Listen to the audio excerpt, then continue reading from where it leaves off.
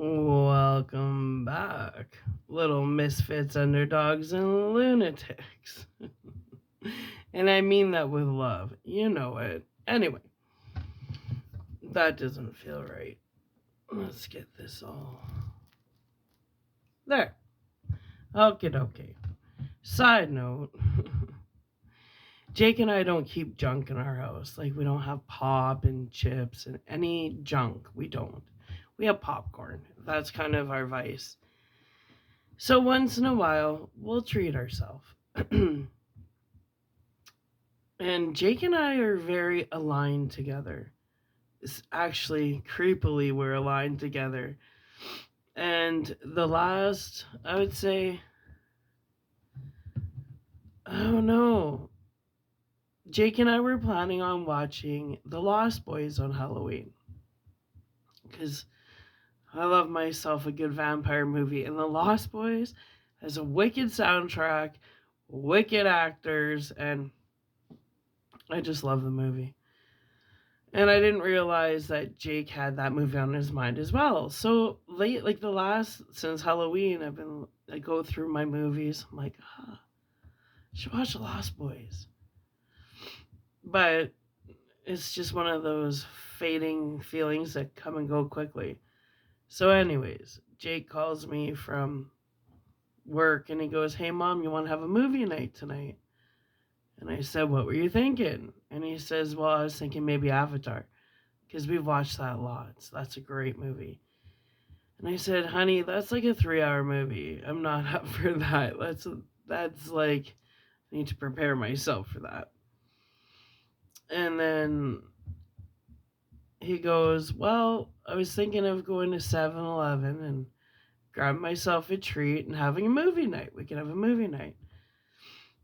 And I said, "Well, what other movie were you thinking maybe? Like, I'll do a movie, but not a 3-hour movie."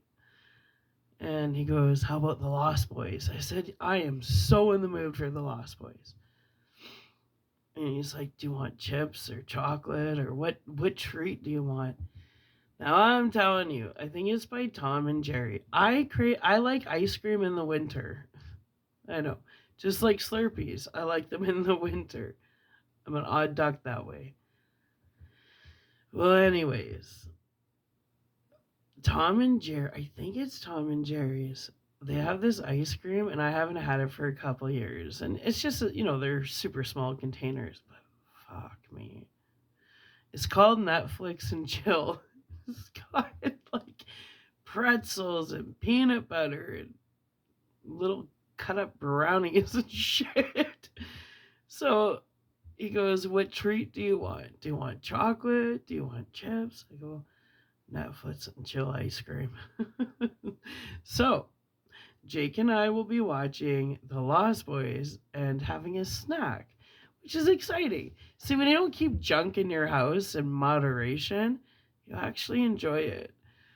Um, so I'm gonna read off this chapter, and we're gonna watch The Lost Boys. I'm not sure if I'm in the mood to read more. I'll read more. If not, well, I'll always come back.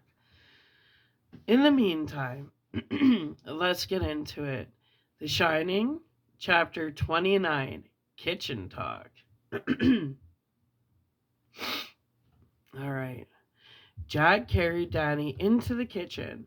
The boy was still sobbing wildly, refusing to look up from Jack's chest. In the kitchen, he gave Danny back to Wendy, who still seemed stunned and disbelieving.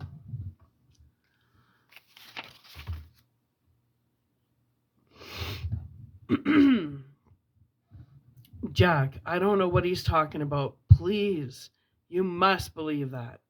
"I don't believe it," he said, although he had to admit to himself that it gave him a certain amount of pleasure to see the shoe switch to the other foot with such dazzling, unexpected speed. But his anger at Wendy had been only a passing gut twitch. In his heart, he knew Wendy would pour a can of gasoline over herself and strike a match before harming Danny. So he knew that she was innocent. But he was relishing in the fact that he could play daft and be like, well, Danny said you did it, right? So I don't know what's going on at this point. Did she? Are they both going mad? Because the movie doesn't explain that. Why is Danny saying that Wendy beat on him? What the fuck, right? Let's get into it. The large tea kettle was on the back burner, poking along on low heat. Jack dropped a tea bag into his own large ceramic cup and poured hot water halfway. Got cooking sherry, don't ya? He asked Wendy. What? Oh, sure, 2 or 3 bottles of it. Which cupboard? She pointed, and Jack took one of the bottles down. He poured a hefty dollop into the teacup, put the sherry back, and filled the last quarter of the cup with milk. Then he added 3 tablespoons of sugar and stirred. He brought it to Danny, whose sobs had tapered off to snifflings and hitchings, but he was trembling all over, and his eyes were wide and starry. Want you to drink this, Doc, Jack said. It's gonna taste frickin' awful, but it'll make you feel better. Can you drink it for your daddy? Danny nodded that he could and took the cup. He drank a little, grimaced, and looked questionably at Jack. Jack nodded, and Danny drank again. Wendy felt the familiar twist of jealousy somewhere in her middle, knowing the boy would not have drank it for her. See, there's an ongoing weird thing about Wendy, and it's been throughout the whole book. Wendy being jealous of Danny and Jack's closeness. And it just brought it up again. So, what are we foreshadowing here? I don't know. Let's get into it. On the heels of that came an uncomfortable, even startling thought. Had she wanted to think Jack was to blame? Was she that jealous? It was the way her mother would have thought. That was the really horrible thing. She could remember Sunday when her dad had taken her to the park and she had toppled from the second tier of the jungle gym, cutting both knees. Her father brought her home. Her mother had shrieked at him. What did you do? Why weren't you watching her? What kind of father are you? She hounded him to his grave. By the time he divorced her, it was too late. She had never even given Jack the benefit of the doubt, not the smallest. Wendy felt her face burn, yet knew with a kind of helpless finality that if the whole thing were to be played over again, she would do and think the same way. She carried part of her mother with her always, for good or bad. Jack? She began, not sure if she meant to apologize or justify. Either, she knew, would be useless. Not now, he said. It took Danny 15 minutes to drink half of the big cup's contents. And by that time he had calmed visibly. The shakes were almost gone. Jack put his hands solemnly on his son's shoulders. Danny, do you think you can tell us exactly what happened to you? It's very important. Danny looked from Jack to Wendy, then back again. In the silent pause, their setting and situation made themselves known.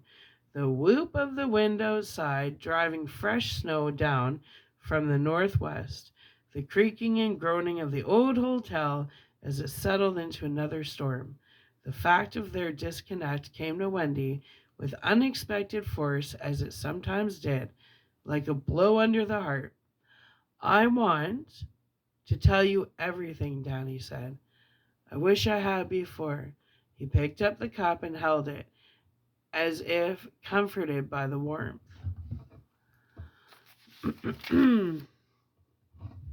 Why didn't you, son? Jack brushed Danny's sweetly tumbled hair back gently from his brow. Because Uncle Al got you the job, and I couldn't figure out how it was good for you here and bad for you here at the same time. It was. He looked at them for help. He did not have the necessary word. A dilemma? Wendy asked gently, which neither choice seemed any good. Yes, that, he nodded, relieved. Wendy said the day that you trimmed the hedges, Danny and I had a talk in the truck. The day the first real snow came, remember? Jack nodded. The day he had trimmed the hedges was very clear in his mind. Wendy sighed. I guess we didn't talk enough, did we, Doc? Danny, the picture of woe, shook his head. Exactly what did you talk about? Jack asked. I'm not sure how much I like my wife and son.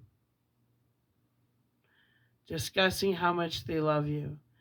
Whatever it was, I don't understand it. I feel like I came into a movie just after the intermission.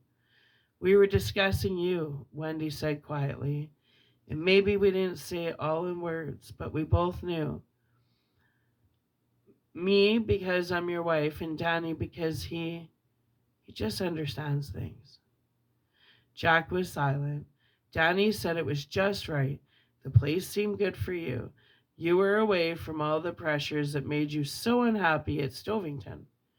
You were your own boss, working with your hands so you could save your brain.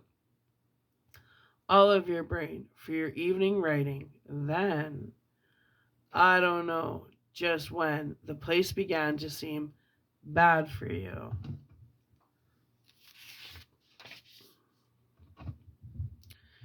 Spending all that time down in the cellar, sifting through those old papers and that old history, talking in your sleep. In my sleep? Jack asked. His face wore a cautious, startled expression. I talk in my sleep? Most of it is slurry. Once I got up to use the bathroom and you were saying, to hell with it, bring it to the slots at least. No one will know, no one will ever know. Another time you woke me right up, practically yelling, Unmask! Unmask! Unmask! Jesus Christ, he said, and rubbed a hand over his face. He looked ill.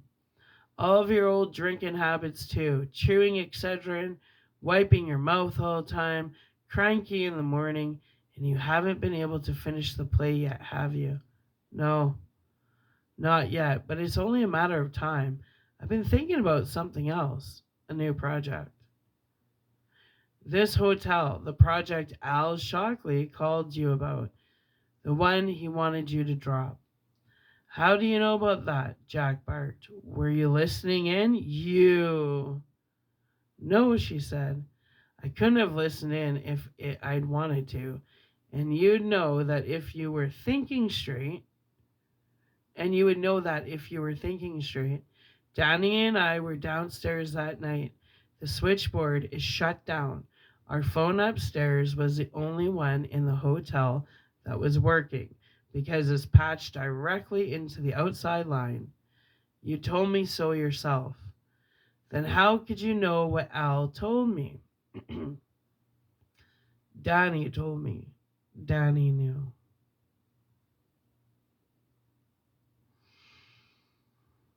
The same way he sometimes knows when things are misplaced or when people are thinking about divorce. The doctor said. She shook her head impatiently. The doctor was full of shit and we both know it. We've known it all the time.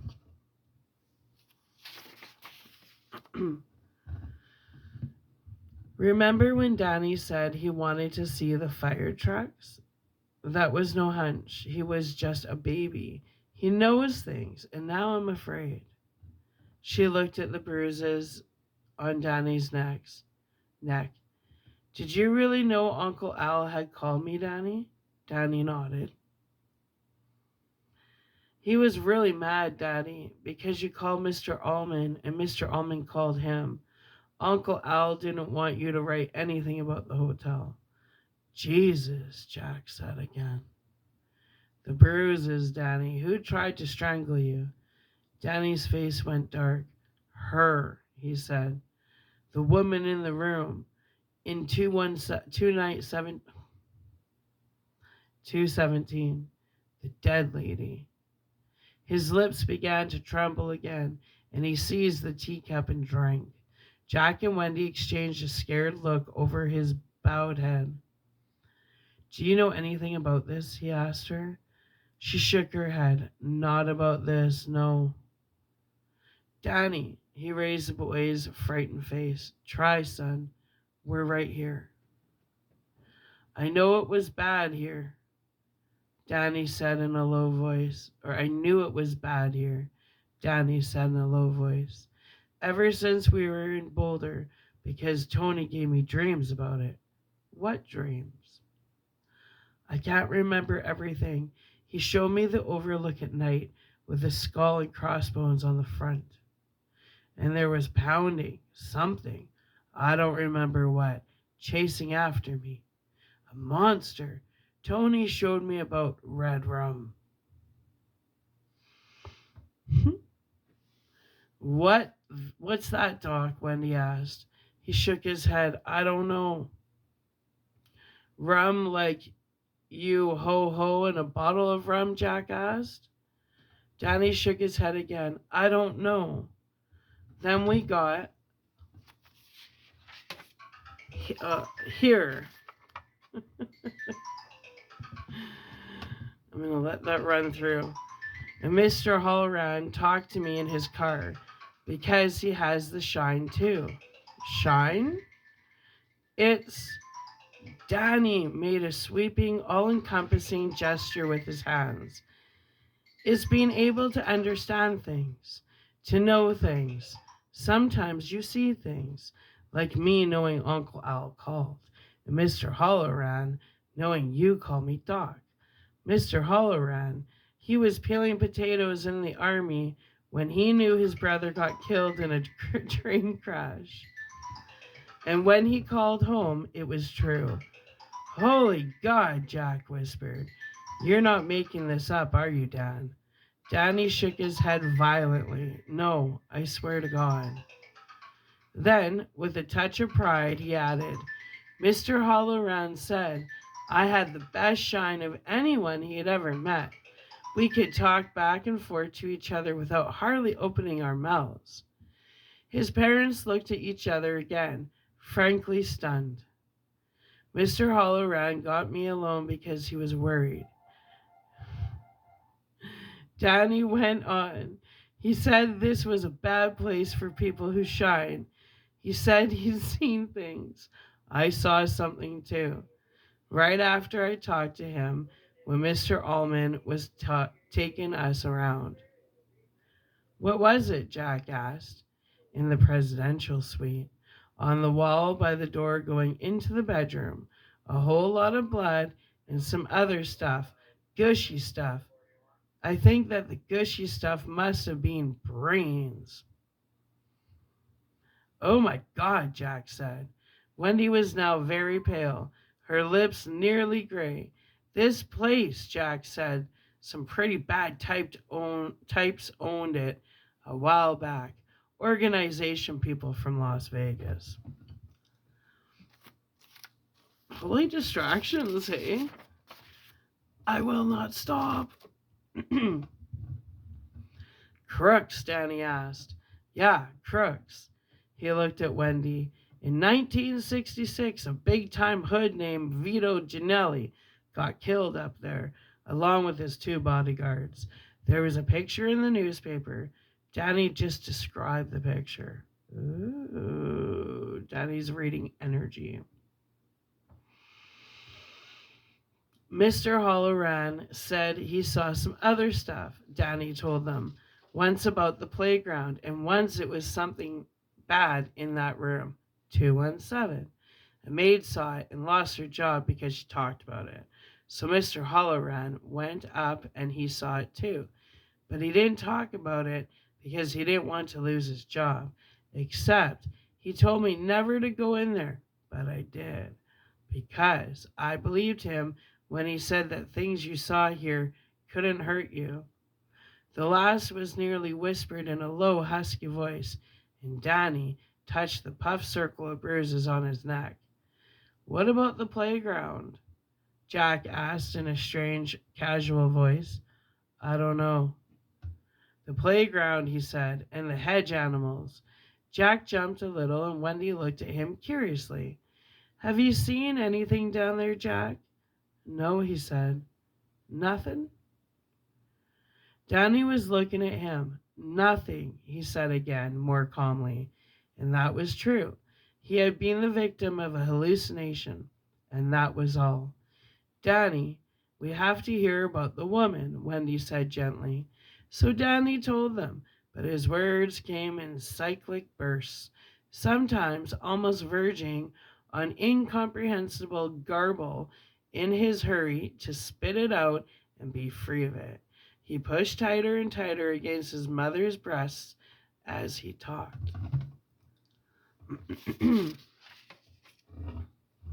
I went in, he said.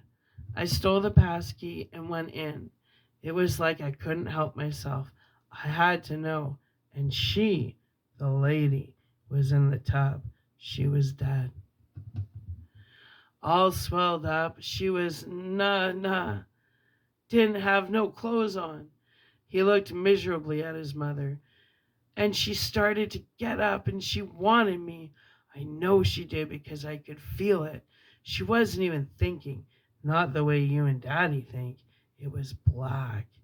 It was hurt think, like the wasps that night in my room, only wanting to hurt, like the wasps. He swallowed and there was silence for a moment, all quiet while the image of the wasp sank into them. So I ran, Danny said. I ran, but the door was closed. I left it open, but it was closed. I didn't think about just opening it again and running out. I was scared. So I leaned against the door and closed my eyes and thought of how Mr. Halloran said the things here were just like pictures in a book. And if I kept saying to myself, you're not there, go away, you're not there, she would go away. But it didn't work. His voice began to rise hysterically. She grabbed me, turned me around. I could see her eyes, how her eyes were, and she started to choke me. I could smell her. I could smell how dead she was. Stop now. Shh. Wendy said, alarmed. Stop, Danny. It's all right. She was getting ready to go into her croon again. The Wendy Torrance all-purpose croon. Pat pending. Let him finish, Jack said curtly. There isn't any more, Danny said. I passed out, either because she was choking me or just because I was scared. When I came to, I was dreaming you and Mommy were fighting over me and you wanted to do the bad thing again, Daddy. Then I knew it wasn't a dream at all, and I was awake, and I wet my pants. I wet my pants like a baby. His head fell back against Wendy's sweater, and he began to cry with horrible weakness, his hands lying limp and spent in his lap. Jack got up. Take care of him. What are you going to do? Her face was full of dread. I'm going up to that room. What did you think I was going to do? Have coffee? No, don't, Jack. Please don't. Wendy, if there's someone else in this hotel, we have to know. Don't you dare leave us alone, she shrieked at him. Spittle flew from her lips with the force of her cry. Jack said, Wendy, that's a remarkable imitation of your mom. She burst into tears then, unable to cover her face because Danny was on her lap. I'm sorry, Jack said, but I have to, you know? I'm the goddamn caretaker. It's what I'm paid for.